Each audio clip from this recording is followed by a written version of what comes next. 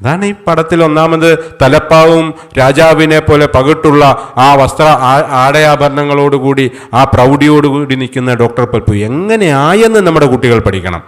ഈ തലപ്പാവിലേക്ക്, ചിത്രത്തിലേക്ക് എങ്ങനെ എത്തപ്പെട്ടു എന്ന് നമ്മൾ ചിന്തിക്കണം.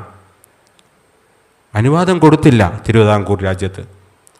അവിടെ നിന്നും മദ്രാസിലേക്ക് പോവുകയാണ്. മദ്രാസിൽ അവിടെ പോയാൽ പഠിക്കാൻ പറ്റുമെന്നുള്ള തിരിച്ചറിവോടുകൂടി അവിടെ ഫീസുണ്ട്, 150 രൂപ ഫീസ് കൊടുക്കണം മദ്രാസിൽ പോയി പഠിക്കുന്നതിന് വേണ്ടി. അന്ന് ഇന്നത്തെ MBBS തുല്യമായിട്ടുള്ള മെഡിക്കൽ വിദ്യാഭ്യാസം നേടുന്നതിന് വേണ്ടി ബ്രിട്ടീഷ് ഭരണാധികാരത്തിന്റെ അധീനതയിലുള്ള മദ്രാസിൽ ഇവിടെ ജാതിയുടെ പേരിലുള്ള വേർതിരിവില്ലാത്തത് കൊണ്ട് അവിടെ പഠിക്കാൻ അനുവാദമുണ്ട്.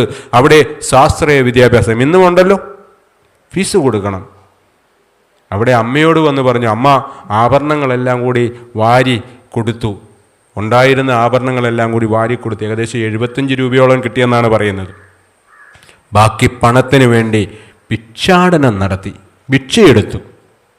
മദ്രാസിൽ പോയി പഠിച്ച് മെഡിക്കൽ ബിരുദം നേടി തിരികെ വീണ്ടും തിരുവിതാംകൂറിലേക്ക് എത്തുകയാണ്. നിങ്ങൾ എനിക്ക് വിദ്യാഭ്യാസം നിഷേധിച്ചു, പക്ഷേ നിങ്ങൾ എന്നെ ഒരു കാര്യം അനുവദിക്കണം. എൻ്റെ കഷ്ടപ്പെടുന്ന, നിങ്ങൾ പീഡിപ്പിച്ചു കൊണ്ടിരിക്കുന്ന അവർണ ജനവിഭാഗമുണ്ടല്ലോ, അവരെ ഒന്ന് ചികിത്സിക്കുവാൻ, അവർക്കൊരു രോഗം വന്നു കഴിഞ്ഞാൽ അവർക്കൊരു ആശ്രയമാകുവാൻ, തണലാകുവാൻ ഇതാ ഞാൻ നിങ്ങളുടേതല്ലാത്ത സംവിധാനങ്ങളിൽ നിന്നും മെഡിക്കൽ ബിരുദം നേടിയിട്ട് ഇവിടെ വന്നിരിക്കുകയാണ്. നിങ്ങൾ ഇവിടെ കൊടുക്കുന്ന ശമ്പളത്തിൻ്റെ ഏറ്റവും തുച്ഛമായ ശമ്പളം നൽകിയാൽ മതി. എന്നെ ഇനി ശമ്പളം നൽകിയില്ലെങ്കിലും പ്രശ്നമില്ല. എൻ്റെ സഹോദരങ്ങളെ ചികിത്സിക്കുന്നതിന്, അവർക്ക് ഒരു സ്വാതന്ത്ര്യം നൽകുന്നതിനുള്ള അനുവാദം നിങ്ങൾ തരണം.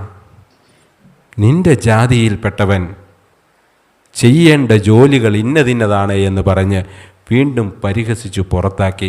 നിന്റെ ജാതിയിൽപ്പെട്ടവൻ ഇവിടെ ഡോക്ടർ ഉദ്യോഗം ചെയ്യേണ്ടതില്ല എന്ന് പറഞ്ഞുകൊണ്ട് പരിഹസിച്ചു പുറത്താക്കി. അങ്ങനെ അവഗണനകൾ ഏറ്റ് വീണ്ടും മദ്രാസിലേക്ക് പോവുകയാണ്. ആ മദ്രാസിലേക്ക് പോയി അവിടെ ഔദ്യോഗിക പദവികൾ അലങ്കരിച്ച് അവിടെ നിന്നും ബാംഗ്ലൂർ രാജ്യത്തേക്ക് പോവുകയാണ്. ബാംഗ്ലൂർ രാജ്യത്ത് നിന്നും പിന്നെ ഇടയ്ക്ക് ഇവിടെ തിരുവിതാംകൂറിൽ അരുവിപ്പുറത്ത് ഗുരുവിൻ്റെ അടുത്തേക്ക് വരും. സ്വാന്തനങ്ങൾ, ആശ്വാസവാക്കുകൾ, ഗുരുവചനങ്ങൾ കേൾക്കുന്നതിന് വേണ്ടി, തൻ്റെ മനസ്സിലുള്ള ആഗ്രഹങ്ങൾ, ആശയങ്ങൾ ഗുരുവിനോട് സംവദിക്കുന്നതിന് വേണ്ടി അങ്ങനെ ഗുരുവിൻ്റെ അടുത്ത് ഇടയ്ക്കിടയ്ക്ക് വരുന്ന സമയത്ത് ബാംഗ്ലൂർ രാജ്യത്ത് നിന്നും തിരുവിതാംകൂർ രാജ്യം നിഷേധിച്ച ആ ഡോക്ടർ ഉദ്യോഗസ്ഥനായിട്ടുള്ള ആ MBBS ബിരുദധാരിയെ തേടി ഒരു കത്ത് വരുന്നുണ്ട്. ആ കത്തിൽ പരാമർശിക്കപ്പെട്ടിരുന്നത്, എൻ്റെ അടുത്ത് കിടക്കുന്ന 8 ചുടലകളിൽ 8 ശവശരീരങ്ങൾ കത്തിക്കൊണ്ടിരിക്കുകയാണ്. അത് കത്തിത്തീർന്നാലുടൻ കയറ്റി കിടത്തുന്നതിനായി 40-ലധികം മൃതദേഹങ്ങൾ എൻ്റെ സമീപത്തായി കൂട്ടിയിട്ടിരിക്കുന്നു. മരണത്തെ മുഖാമുഖം കാണുന്ന 200-ലധികം ആളുകൾ എൻ്റെ സമീപത്തായി അലമുറയിട്ട് കഴിയുകയാണ്. പറ്റുമെങ്കിൽ ഒന്ന് വരിക, വേഗം വന്ന് എന്നെ ഈ കാര്യങ്ങളിൽ നിന്നും, ഈ ഇവിടെ നടക്കുന്ന ഈ ഒരു ബുദ്ധിമുട്ടേറിയ പ്രവർത്തനങ്ങളിൽ നിന്നും, അല്ലെങ്കിൽ ആ ഒരു ക്രമീകരണങ്ങളിൽ നിന്നും രക്ഷപ്പെടുത്തുക. പണ്ട് ചുടലപ്പറമ്പിൽ ചുടലക്കാരനായി രാജാ ഹരിശ്ചന്ദ്രൻ നിന്നതുപോലെ ഒന്നും ചെയ്യുവാൻ സാധിക്കാതെ ഞാൻ ഇവിടെ നിൽക്കുകയാണ്, എന്നെ ഒന്ന് വന്ന് സഹായിക്കുക എന്ന് പറഞ്ഞ് കത്തയച്ചത് ബാംഗ്ലൂർ പട്ടണത്തിൽ നിന്നും മൈസൂർ രാജ്യത്തെ രാജാവായിരുന്നു. എന്താ, തിരുവിതാംകൂർ ജാതി ഇന്നതായതുകൊണ്ട് ജോലി നിഷേധിച്ച ആളെ തേടി രാജാവ് മൈസൂർ രാജ്യത്ത് നിന്നും ബാംഗ്ലൂർ പട്ടണത്തിൽ നിന്നും കത്തയക്കുകയാണ്. അന്ന് ബാംഗ്ലൂർ പട്ടണത്തിൽ മനുഷ്യൻ എലികളെ പോലെ ചത്തു വീഴുകയാണ്. ബാംഗ്ലൂർ നഗരത്തെ പ്ലേഗ് എന്ന് പറയുന്ന മഹാവ്യാധി കാർന്ന് തിന്നുകയാണ്. അവിടേക്ക് ഡോക്ടർ പൽപ്പു പിന്നെ പോകുന്നത് തൻ്റെ മരണപത്രം എഴുതി രജിസ്റ്റർ ചെയ്തതിന് ശേഷമാണ്. തൻ്റെ മരണപത്രം എഴുതി കൊടുത്തു. നമ്മളിപ്പോൾ ഹോസ്പിറ്റലിലേക്കൊക്കെ പോകുമ്പോൾ ആ ഓപ്പറേഷൻ തിയേറ്ററിലൊക്കെ കയറുന്നതിന് മുമ്പ് ഒപ്പിട്ടേക്കാൻ പറയുകയല്ലേ ഉറ്റവരോടും ഉടയവരോടും, ഇനി കൈവിട്ട് പോയാലും നിങ്ങളുടെ അനുവാദത്തോടു എന്ന് പറഞ്ഞതുപോലെ ഡോക്ടർ പൽപ്പു എഴുതി ഒപ്പിട്ട് കൊടുത്തു.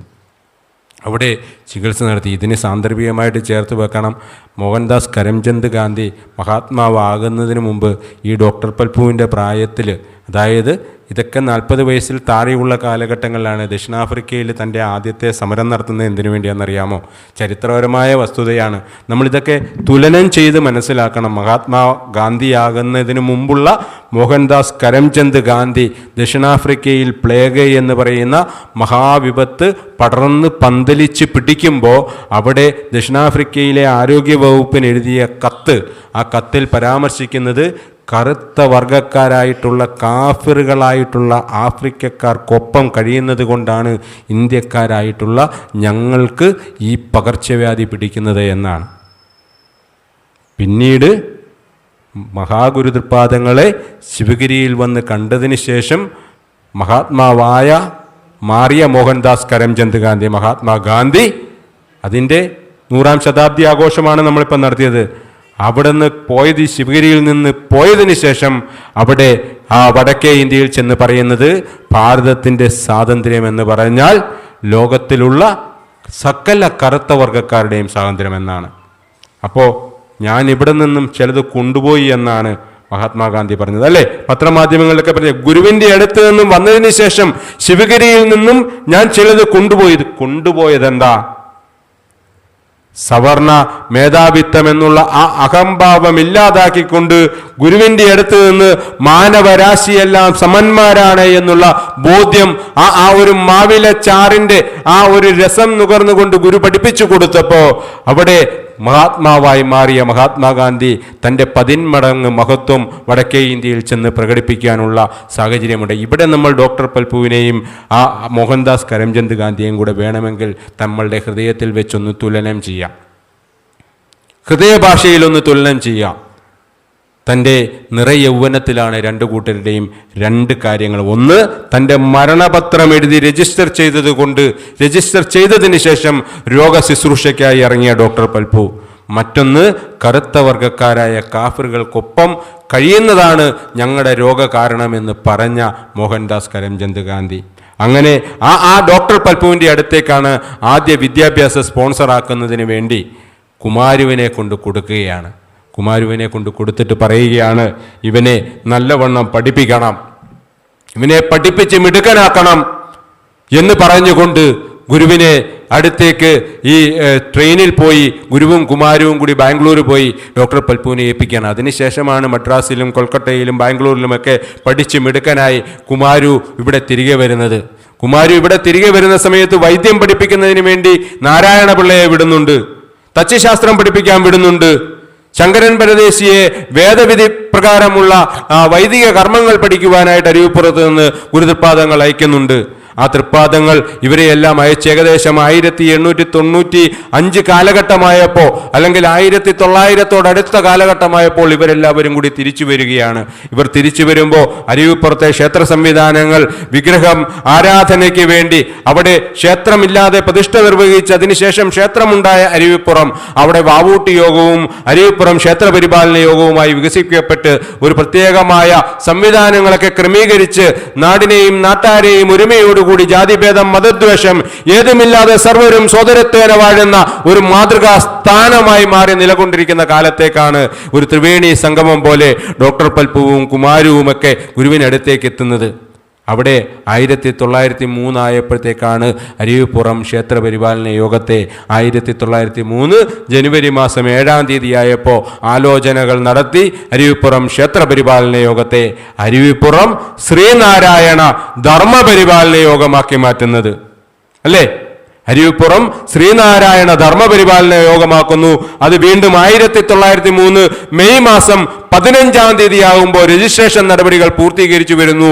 അങ്ങനെയാണ് സംഘടനകളുടെ മാതാവായിട്ടുള്ള നമുക്കിവിടെ ഇപ്പോൾ ഈ ഇരിപ്പിടം സാധ്യമായിട്ടുള്ള SNDP യോഗം എന്ന് പറയുന്ന മഹത്തായ പ്രസ്ഥാനം രൂപീകൃതമാകുന്നത്. ആ മഹത്തായ പ്രസ്ഥാനം രൂപീകൃതമാക്കിയതിന് ശേഷം അതിൻ്റെ 1ാമത് വാർഷികം നടത്തുകയുണ്ടായി. അരുവിപ്പുറത്ത് വെച്ചാണ്. ഇപ്പോൾ നമുക്കെല്ലാവർക്കും അറിയാം, പള്ളിയല്ല പണിയണം പള്ളിക്കൂടമായിരം, പുത്തനമ്പലങ്ങളല്ല പണിയിടങ്ങൾ തീർക്കണം. കേട്ടിട്ടില്ലേ? ഈ ഒരു പാട്ട് കേട്ടിട്ടില്ലേ? വിപ്ലവ ഗാനമാണ്, ആധുനിക, നമ്മളിപ്പോൾ കൂടെ ചേർത്ത് പാടുന്ന ഒരു കാലമാണ്. പക്ഷേ ഗുരുവിന് ഇതറിയില്ലായിരുന്നു. ഗുരു അന്ന് ഞാൻ പറഞ്ഞല്ലോ, തെറ്റുകളോട് പൊരുത്തപ്പെട്ടിരുന്ന ഒരു സമൂഹത്തിന് മുമ്പിൽ വിഗ്രഹം നിഷേധിച്ചുകൊണ്ട് അന്ന് ആദ്യമേ സ്കൂളാണ് പണിതിരുന്നെങ്കിൽ ആരെങ്കിലും സ്കൂളിൽ പോകുമായിരുന്നോ? നമ്മൾ അരുവിപ്പുറത്ത് ഗുരു SNDP യോഗത്തിന്റെ 1ാമത് വാർഷികം നടത്തിയിട്ട് ഗുരു അവിടെ പ്രസംഗിക്കുവാനായിട്ട് പറയുന്ന 4 വിഷയങ്ങളുണ്ട്. മതം, സദാചാരം, വിദ്യാഭ്യാസം, വ്യവസായം.